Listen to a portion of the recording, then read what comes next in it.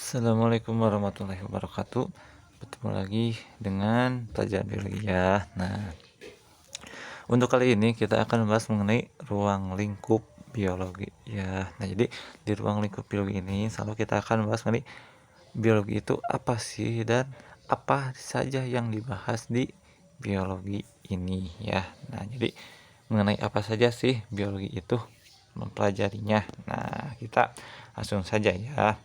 Sebelum lebih lanjut, nah kita harus tahu dulu ya arti kata dari biologi ya. Nah, jadi biologi itu diambil dari kata Yunani ya, terdiri dari dua kata yaitu bios dan logos ya. Bios itu adalah makhluk hidup ya, sedangkan logos itu adalah ilmu. Bios itu makhluk hidup ya, logos itu ilmu. Jadi biologi itu adalah ilmu yang mempelajari makhluk hidup ya. Nah, dan juga proses kehidupannya tentunya. Nah, jadi insya Allah untuk sesuatu yang mengenai makhluk hidup ya dipelajari di biologi ya. Lalu karena biologi itu tadi dikatakan sebagai ilmu, maka ada karakteristik tertentu ya sebagai ilmu itu. Yang pertama, bahwa biologi itu ada objek kajiannya. Jadi apa sih yang dikaji di biologi itu harus ada ya, karena biologi itu sebagai ilmu ya. Lalu yang kedua, ada metode ya, metode dalam melakukan penelitiannya, biasanya dengan menggunakan metode ilmiah. Kita bahas nanti lagi ya. Lalu biasanya karakteristik dari sebuah ilmu itu memiliki sifatnya itu sistematis ya. Nah, lalu yang selanjutnya, sifatnya itu atau karakteristik dari ilmu itu objektif, artinya bisa bisa ini ya, bisa diterima oleh semua orang, jadi tidak memihak ya, atau tidak semau kita jadi ya.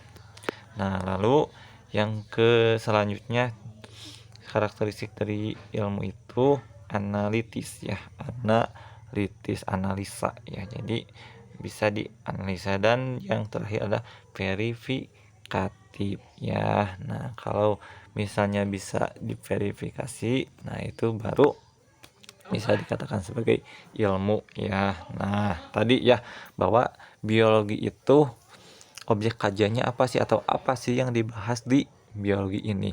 Karena tadi biologi itu ada ilmu yang mempelajari tentang makhluk hidup, berarti kebanyakan itu secara umum biologi itu akan mempelajari makhluk hidup ya, yaitu mengenai manusia, hewan, tumbuhan, dan juga mengenai mikroorganisme atau makhluk-makhluk yang tampak atau tidak jelas terlihat dengan mata, tapi bisa dilihat dengan bantuan alat tertentu, contohnya dengan mikroskop ya. Contohnya apa?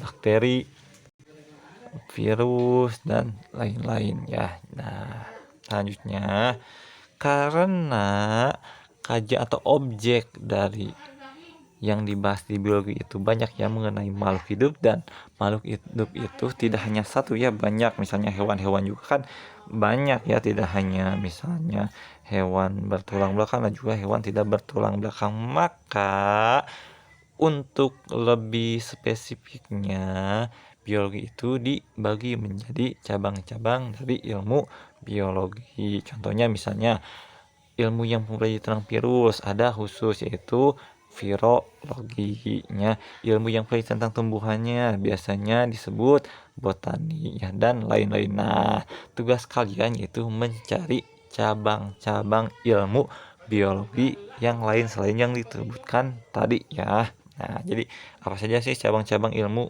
biologi ya? Makin banyak makin bagus ya.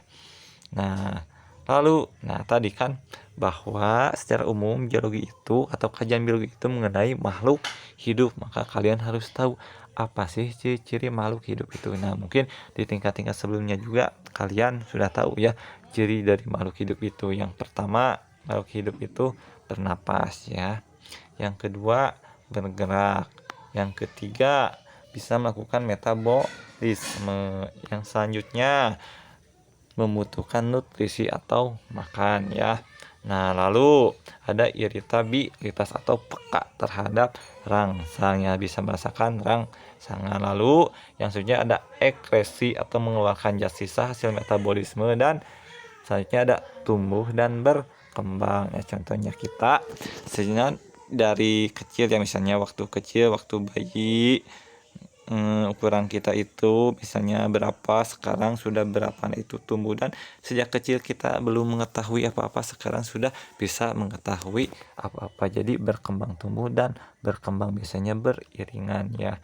Lalu reproduksi ya, bertambah banyak, dan terakhir bisa beradaptasi ya. Jadi bisa menyesuaikan dengan lingkungannya. Contohnya kalau kita saat musim panas, maka kita akan apa?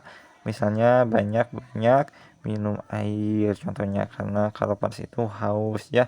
Lalu aktivitasnya biasanya dikurangi. Kalau musim dingin biasanya lebih banyak bergerak, itu lebih bagus ya, bisa menghangatkan badan. Lalu biasanya minumnya ingin atau makannya ingin yang panas-panas, dan lebih sering makan di musim dingin. Biasanya untuk apa? Biasanya untuk menghangatkan badan juga ya, menghangatkan tubuh. Nah, jadi bisa beradaptasi. Pokoknya bagaimana caranya agar kita bisa menyesuaikan dengan lingkungan yang ada ya.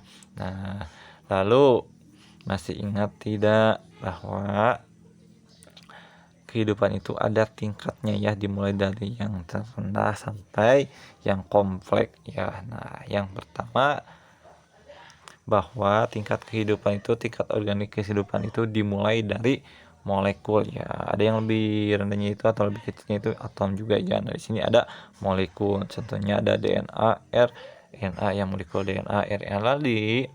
Lalu dari molekul itu nanti akan bergabung ya, akan bersatu membentuk suatu sel ya. Kumpulan dari molekul akan membentuk suatu sel ya. Nah, sel itu bisa juga apa? Karena di sel itu biasanya ada apa ya, ada organel-organelnya, maka sel itu bisa apa ya, ada fungsi-fungsi tertentunya dari setiap organel sel ya, yang bisa tentunya ini sifatnya itu seperti makhluk hidup pada umumnya, karena sel itu bisa juga melakukan fungsi-fungsi dari hidupnya dengan satu sel itu. Contohnya bakteri.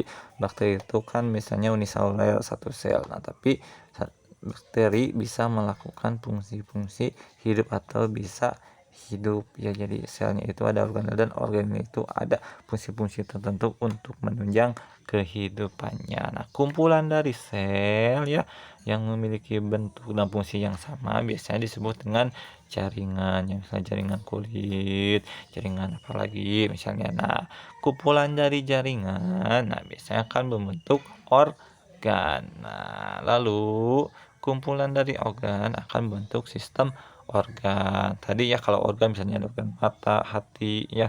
Kalau di tumbuhan misalnya ada buah, tangka, ini ya, batang, daun. Nah, itu kan organ. Nanti kumpulan dari organ akan membentuk satu sistem organ. Misalnya kalau di manusia itu ada sistem pernapasan, sistem pencernaan, dan lain-lain ya. Nah, satu kesatuan sistem nanti akan membentuk organisme ya, kita itu jadi kumpulan dari sistem organ, dan kumpulan juga dari organ-organ yang lain, dari jaringan lain, dari sel yang lain, sehingga terbentuklah seperti kita atau yang lainnya ya, atau makhluk hidup lainnya ya. Nah, biasanya satu organisme atau organisme yang sendiri ya atau tunggal itu dinamakan individu ya. Individu. Sebentar.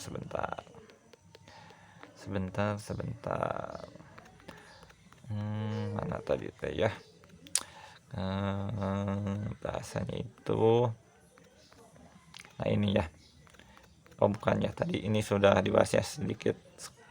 Nah, sampai sini ya. Jadi organisme tunggal itu dinamakan dengan individu ya, individu, organisme tunggal. Jadi misalnya Bapak sendiri di suatu kawasan atau ruangan, makanya Bapak disebut dengan individu. Tapi kalau banyak kan, misalnya ada Bapak, ada kalian dalam suatu tempat atau wilayah tertentu, maka itu dinamakan dengan populasi ya. Kumpulan dari populasi yang berbeda itu dinamakan komunitas. Ya, bila komunitas itu saling berinteraksi baik antara komponen biotik yaitu makhluk hidup dengan makhluk hidup ataupun makhluk hidup dengan makhluk tak hidup ya, itu dinamakan ekosistem yang luas nah akan membentuk suatu bioma kawasan yang luas, biasanya ini terestrial atau daratannya, dan kumpulan dari bioma yang masih bisa ditempati oleh makhluk hidup lain. Nah, itu dinamakan biosfer. Jadi biosfer itu ada lapisan yang memungkinkan makhluk hidup untuk bisa hidup ya. Nah, mungkin untuk pembahasan kali ini dicukupkan sekian.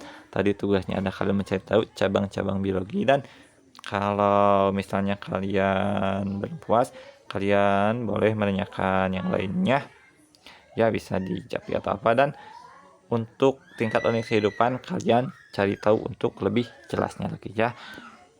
Assalamualaikum warahmatullahi wabarakatuh.